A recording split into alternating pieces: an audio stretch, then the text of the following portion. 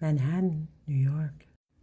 I lived most of my life in New York City, with the exception of my first 10 years. My family was broken in so many ways that it seemed normal to me.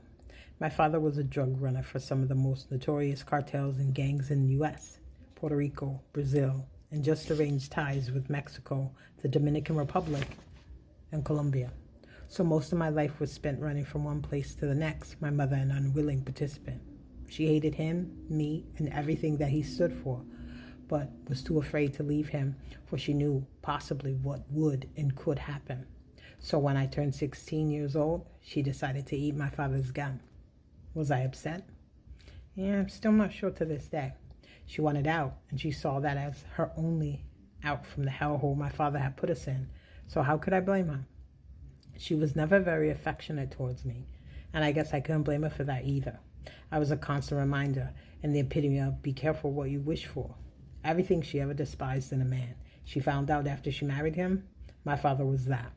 So, for the next 4 years after she took her life, I had to make nice with them, lest they send me to her. I hid my hate for my father for everyone except him. I was seen as little dutiful Selena. I made friends with the bosses and their children he ran for, carving out my own little niche with them. So at some point, if Gabe ever garnered that bullet from them, that shit would miss me. I lived the same life that my mother had, never knowing when my end would come, and not being able to do one fucking thing about it, because everyone knew Selena was Gabriel Escobar's daughter. Yet, I tried to live a normal life.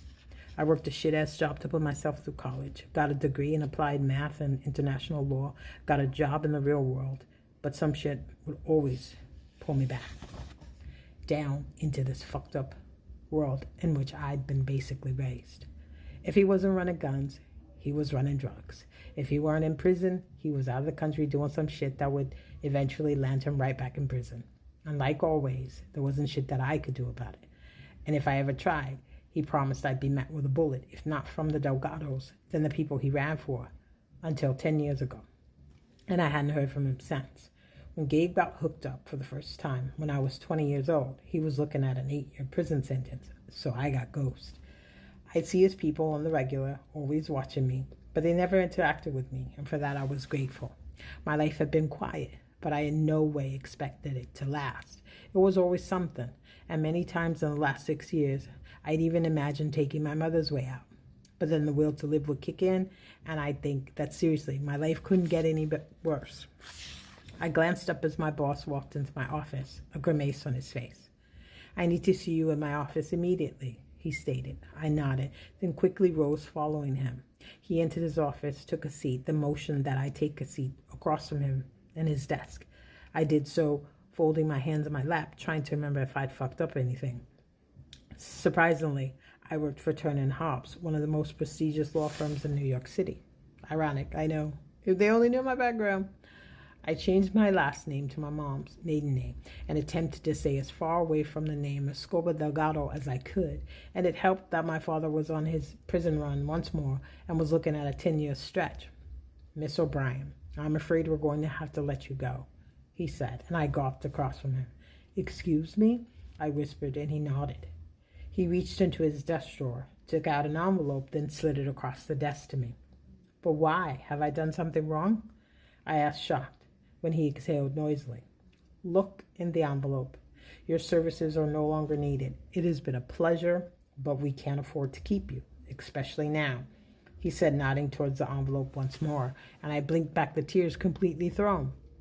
But if it's been a pleasure, why are you firing me? I cried. He exhaled, then pointed toward the envelope for a second time. Please clean out your office, and I would suggest that you read that the moment you leave here. Your severance will be direct deposited to your banking information. Good day, Miss O'Brien, he stated, then literally walked the fuck up out of his office. I snatched up the envelope, marched from his office, then hurriedly packed my shit. As I walked out of the office, I held my head high, even if I did want to scream, what the fuck are you looking at, to all the looky-loos. I held my tears in check until I walked off the elevator and down the block. Fuck my life. It was always something. I could never win for losing, and frankly, I was pretty fucking fed up with it. As I came along the trash bins, I tossed the shit from my office in it, then marched to the subway drying my face. I remembered the envelope then. I ripped it open, then pulled out the note. It made a face. 1 p.m. This is not a request, it stated, and there was an address written in bold handwriting. I looked at it once more, then tossed it in another trash can as I kept walking towards the track. The fuck out of here. I'm not showing my naked ass up somewhere I don't know, especially due to whom and what my father was. I knew a setup when I saw it, and that shit screeched it to high heaven. My father might be a sorry motherfucker, but he did teach me that, whether I wanted to learn it or not. My younger years had been an accessory to crimes as a child I knew nothing about.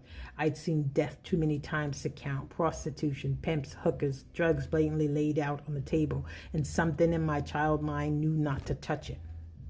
Guns, people coming and going, and the fact that I remained a virgin till I was 22 and wasn't dead was a testament, I believe, to who and what I was.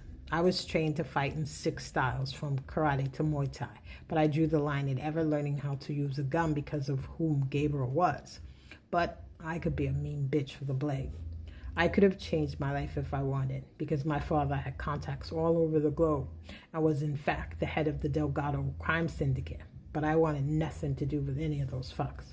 So instead of living in the lap of luxury, being poor was better than catching a bullet in the head in my book. So, when I got out at 20, when Gabe finally went down for real, I was the happiest I'd ever been in my life, even if I was renting weekly rooms from NYC Rooms for Rent to get on my feet.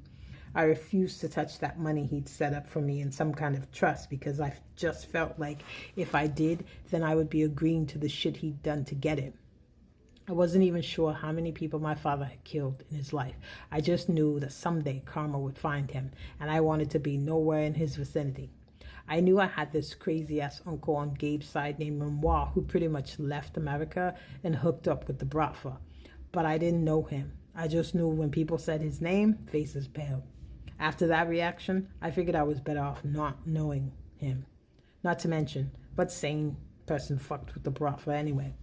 I just prayed every day that I wouldn't receive any of those stray bullets my father had racked up throughout the globe. But there was no way in hell I would ever show up at a simple address, especially from the way in which Hobbs had fired me, or as he said, let me go. I bounded down the stairs to the 1 train, figuring I should at least go home and change my clothes, then head to Bistro on the Range to drink for the next 2 hours at least.